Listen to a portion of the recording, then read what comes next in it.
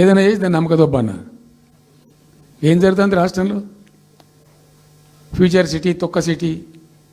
ఎవరికి కావాలి నీ ఫ్యూచర్ సిటీ? నాకు అర్థం కాదు. నువ్వు పెంచినావు హైదరాబాద్ను. ఎవరు చేసిన హైదరాబాద్ సిటీ? ఇంత వైబ్రాంట్ సిటీ ఎక్కడికి వచ్చింది? ఓ 400 సంవత్సరాల చరిత్రతోని దీనికంతా ఒకటి ఒకటి ఒకటి ఒకటి బోధి జరిగి ఆటోమేటిక్గా పెద్ద సిటీ అయింది. అట్లా అన్నీ కావు, అందరికి కావు. ఎన్ని రాష్ట్రాలకు ఉన్నాయండి? బెంగాల్ కలకత్తా ఉంది, మహారాష్ట్రకు ముంబై ఉంది, మనకు హైదరాబాద్ ఉంది, కర్ణాటకకు బెంగళూరు ఉంది, తమిళనాడుకు మద్రాసు ఉంది, ఢిల్లీ ఆఫ్ కోర్స్ ఢిల్లీ. వేరే రాష్ట్రాలకు లేవు కదా, 28 రాష్ట్రాలకు ఉండయి. సో ఇంత మహానగరం నిర్మితమైంది. ఈ నగరం యొక్క భవిష్యత్తును దృష్టిలో పెట్టుకొని పెట్టిందే ఫార్మాసిటీ. ఈ సిటీ మొత్తం గబ్బులు వేసిపోవాలి ఇక్కడ దాంతో. నువ్వు తీసుకుపోయాలి ఫ్యూచర్ సిటీ, తోక సిటీ. ఏందన్నట్టు ఇది? అన్ని దిక్కుమాలిన పాలసీలు, రియల్ ఎస్టేట్ బ్రోకర్ దందా తప్పితే ఇంకోటి లేదు. అన్నీ కనబడతాయి మనకు. మీరు పరిశీలనగా చూస్తే, పూర్తిగా చూస్తే అసలు చాలా గందరగోళం. గురుకుల పాఠశాల విద్యార్థులు చచ్చిపోతారండి. ఇప్పటికి 120 మంది విద్యార్థులు చచ్చిపోయారు. గంత నియంత్రణ లేదా? గంత తెలివి లేదా? ఒక గట్టి అధికారిని పెట్టి గట్టి చర్య తీసుకోరాదా? ఏందో చేస్తాము నీ ఫ్యూచర్ సిటీ, తోక సిటీ. ఈ పోరగాళ్ళని చేస్తారు. తర్వాత ఫార్మా సిటీలో ఆ ల్యాండ్ అక్వైర్ చేసినప్పుడు కండిషన్ ఏంటంటే ఓన్లీ ఫార్మా సిటీకి మాత్రమే వాడతాము. It's conditional land acquisition. హైకోర్టులో కేసు ఉంది. హైకోర్టులో ఈ ప్రభుత్వం ఏం చెప్తుంది? లేలే ఫార్మాసిటీ ఉంటుంది. మళ్ళీ ఆడ 3,000 ఎకరాల్లో వాడేవాడు అంబాయినా సల్మాన్ ఖాన్ ఎవడో బొంతారను పెడతారు. ఈ జూ పార్క్ కొంచెం ఆడబెడతారట. ఎందుకు? జూ పార్క్ అమ్మకదొప్పటానిక? ఏం జరుగుతుంది ఈ రాష్ట్రంలో అసలు? మేము ఇటువంటి చిల్లర పనులు చేయలేదే మేము ఉన్నప్పుడు. ఇంత దుర్మార్గమైన కార్యక్రమాలు చేయలేదే. ఇది ఎక్కడ దిక్కుమాలిన దందా? ఏం జరుగుతుంది అసలు? ఏం చేయదలుచుకున్నారు ఈ రాష్ట్రాన్ని? ఇదేం పోతున్నా? సో ఇట్లా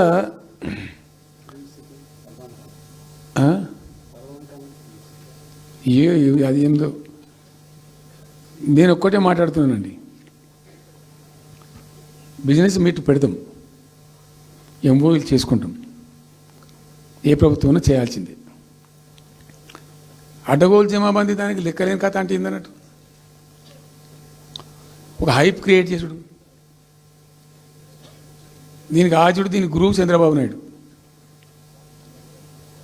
ఇప్పుడు చంద్రబాబు నాయుడు చెప్పిన లెక్కల బిజినెస్ వచ్చేది ఉంటే, ఎంఓయూలు సక్సెస్ అయ్యేది ఉంటే ఆంధ్రప్రదేశ్లో ఈ పాటికి 20 లక్షల కోట్లు వచ్చి ఉండాలి. ఆయన ఫస్ట్ టైం అలా సీఎం ఉన్నప్పుడు ఆ ఊళ్ళో పెట్టే కదా, వైజాగ్లో,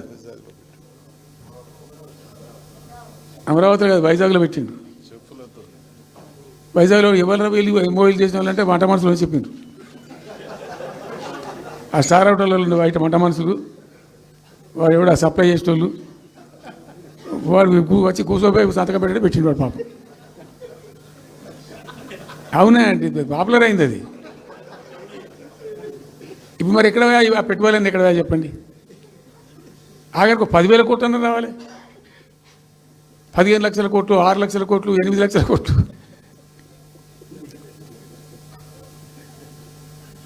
అయితే అప్పుడు తమాషా జరిగింది. ఈ భోపాల్ ముఖ్యమంత్రి, అప్పుడు నేను ముఖ్యమంత్రి ఉంటే, భోపాల్ ఉన్న ఆయన పేరు శివరాజ్ సింగ్ చౌహాన్, ఆయన సీఎం ఉండే. ఆయన ఆ ప్లానింగ్, అదే ఇప్పుడు నీతి ఆయోగ్ ఉంది కదా, దానిలో సబ్ కమిటీకి ఆయన చైర్మన్.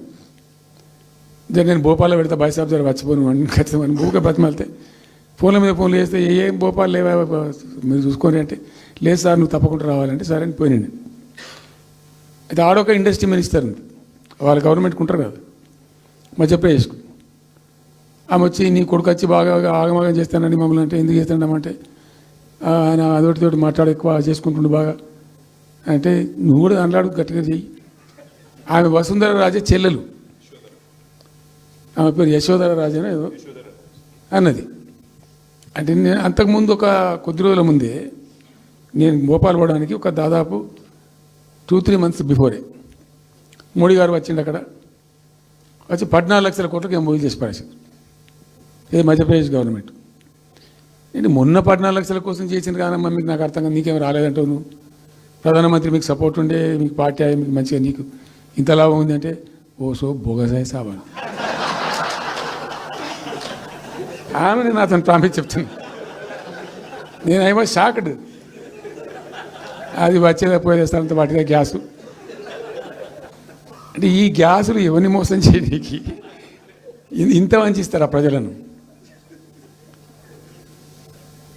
నికరంగా వస్తే పెట్టుబడులు రావాలి కదా, కనబడతాయి కదా.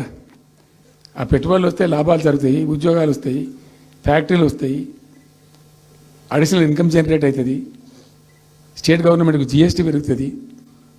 ఏం లేదు, వాటిదే గ్యాస్. మొన్న వీలైతే చెప్పి 5 లక్షల నువ్వు కొంచెం తగ్గించి చెప్తున్నావు.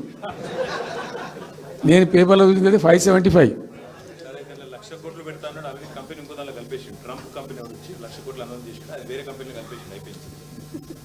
ఇట్లా ఇది ఏమి ట్రంప్ ఓడికి గింపి ఇదంతా ఏం పంచాయతీ? ఇట్లా ఇట్లా ఈ మోసాలు చేసి ప్రజలను ఎంతకాలం పంచిస్తారు? రియల్గా కాంక్రీట్ టర్మ్స్లో రియల్గా రావాలి, కృషి చేస్తే నిజంగా తండ్రాడాలి. మా గవర్నమెంట్ వచ్చిన నాడు హైదరాబాద్ నుంచి సాఫ్ట్వేర్ ఎక్స్పోర్ట్స్ 57,000 కోట్లు ఉండేనండి. మేము దాన్ని 2,47,000 దాకా తీసుకుపోయినాం. స్టెప్ అప్ చేసుకుంటూ వాటిని నరికితే గాలిలో మాటలు చెప్తే వస్తాయా? మేము బిజినెస్ మీట్లు పెట్టలే, కాంక్లేవ్లు పెట్టలే, ఏం లేదు, పరదాలు కట్టలే. బెస్ట్ పాలసీ చేస్తే ఆటోమేటిక్గా అట్రాక్ట్ అయి వస్తారు.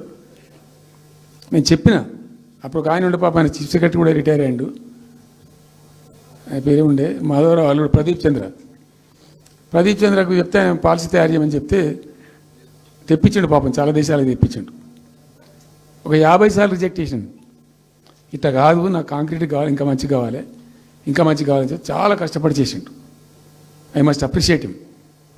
The best policy was brought in.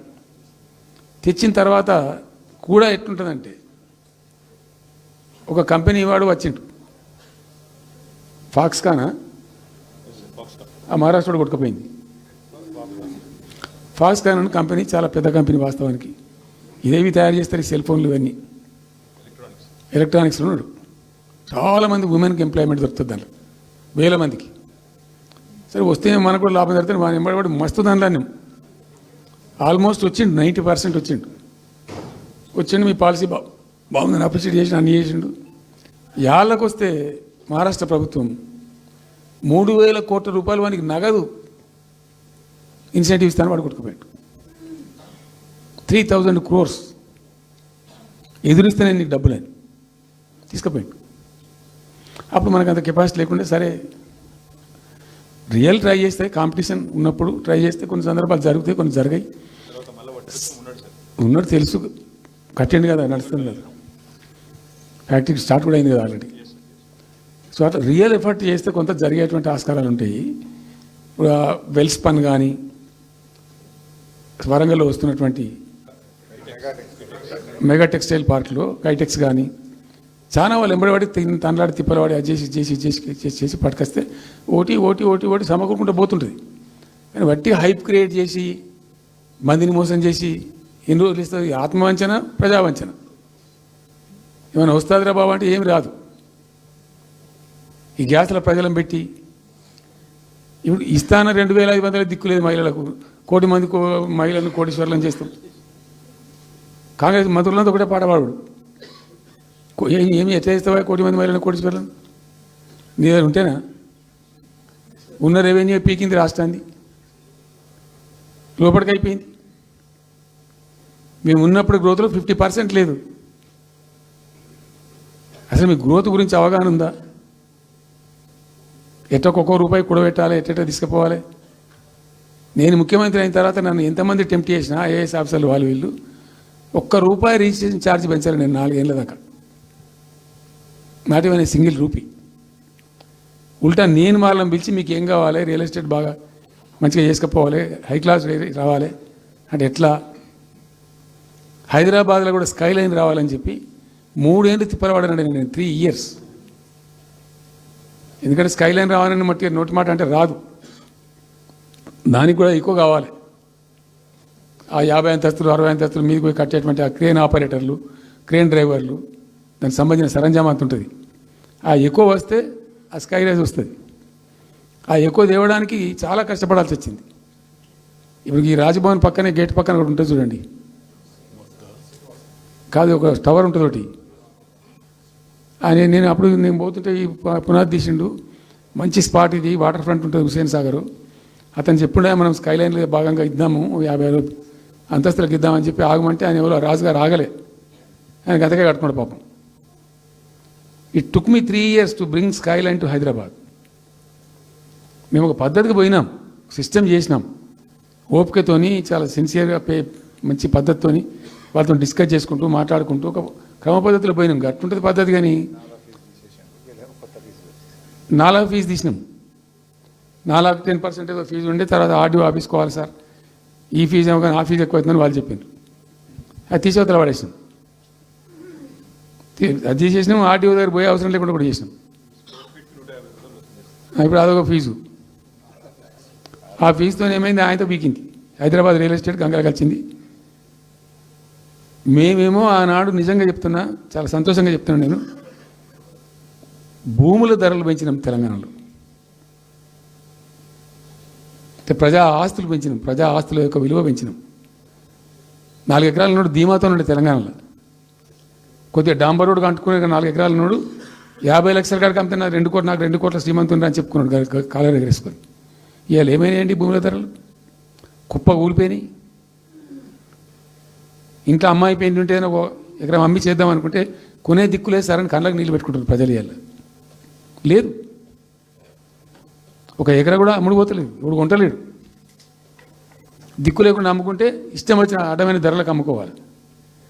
So ఈ అరాకిరి మాటలు చెప్పి అడ్డమైన హామీలన్నీ ఇచ్చి నీకు చేసాదగాక కేవలం రాజకీయ అధికారమే మా లక్ష్యం అనే పద్ధతిలో ఇచ్చి ఇలా ప్రజలను వంచి అటు రైతాంగాన్ని నేర్పిస్తున్నారు, పేద ప్రజలు నేర్పిస్తున్నారు, పేద విద్యార్థులు నేర్పిస్తున్నారు, రిటైర్డ్ ఎంప్లాయీస్ నేర్పిస్తున్నారు.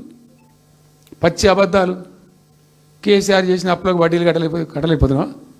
కావు ఉతికింది కదా, ఈ చెంప ఆ చెంప వాయించింది కదా. ఎంత కడుతున్నారు? తీసుకున్న అప్పులు ఏంటంటే 2,90,000 కోట్లు మొత్తం కలిపి అని చెప్పాను కదా చాలా స్పష్టంగా. సో ఇట్లా ఇవన్నీ వాస్తవాలు ఒక పక్కకుంటే అన్ని అబద్ధాలు చెప్పుకుంటూ ఇష్టం వచ్చినట్టు మాట్లాడుకుంటూ ఇక నన్ను ఇచ్చడానికైతే వాళ్ళ నోరు మొక్కాలిగా. ఎప్పుడో సందర్భంలో కోపం వచ్చి ఒకటి తిట్టినామంటే ఒక మనిషిని మాట వేరు. పొద్దా కాదే కదా, నా కేసీఆర్ చచ్చిపోవాలి మాట్లాడినప్పుడల్లా ఎక్కడైనా మాట్లాడు, ఏ సందర్భంలో మాట, నువ్వు కాలేజీలో మాట్లాడు, లేకపోతే ఇంకో కాడ మాట్లాడు, స్కూల్ పిల్లల కాడ మాట్లాడు. గింత అక్కసు ఉంటుంది మనుషులకు, అది కరెక్ట్ అవుతుందా? సో ఇష్టం వచ్చిన పద్ధతులు, మాటలు, ఇష్టం వచ్చిన దుర్మార్గ ప్రచారాలు, అన్ని పచ్చి అబద్ధాలు నోరు తెరిస్తే. రియాలిటీ వేరుంది, జరుగుతున్నది వేరున్నది, అన్ని రికార్డ్ అవుతున్నాయి, ప్రజలలో అన్ని గమనిస్తున్నారు. సో కాబట్టి ఏదేమైనప్పటికీ పాలమూరు రంగారెడ్డి ఎత్తిపోతల పథకం విషయంలో ఎట్టి పరిస్థితుల్లో రాజీ పడం. ఈ ప్రభుత్వాన్ని నిద్రపోనీయం, కేంద్ర ప్రభుత్వాన్ని కూడా నిద్రపోనీయం. మా హక్కుల పరిరక్షణకు ఒక డ్రాప్ తక్కువైనా కూడా at any cost, at whatever cost, TRS పుట్టిందే తెలంగాణ ప్రజల కోసం. తెలంగాణ ప్రజలకు ఒక నొక్కు పడుతుంటే మౌనం పాటించలేం. మీరు ఏం ఊరుకో ఏం చేసుకో. నాకు ఇన్ఫర్మేషన్ వచ్చింది, మా మీటింగ్ జరుగుతుంటే మరి 4 గంటలకు అయిపోవాలి లెక్క ప్రకారం. It was extended. 5 గంటలకే ఉత్తమ్ కుమార్ రెడ్డి ప్రెస్ మీట్ పెట్టిండు. మీకు కూడా వచ్చి ఉంటుంది ఇన్విటేషన్. ఎందుకు కేసీఆర్ కాగానే మనం ఇంకొక వరుస మళ్ళీ మురగాలి చిట్ చాటు, అది కూడా ఎందుకు మొరగడానికి? ఆ మొరుగుడుకు వాల్యూ ఉంటుంది. So thank you so much. ఈరోజు నేను ఏమంటున్నాను, మీతో ఒక request, Rahul don't be hasty. ఇవాళ I'm only restrict my self to Palamuru ఎత్తిపోతల పథకం. అది డైల్యూట్ అవుతుంది కాబట్టి ఇలా చెప్పాను. నేను ఉంటున్నా, మీకు అందుబాటులో ఉంటుందిగా. I'm on the field now. కాబట్టి మీకు please here me. You have to excuse me today. దానికే నేను రిస్ట్రిక్ట్ అవుతాను ఇలా. Any question 100 questions you put me, I will give you answer tomorrow or day after, any time. Thank you.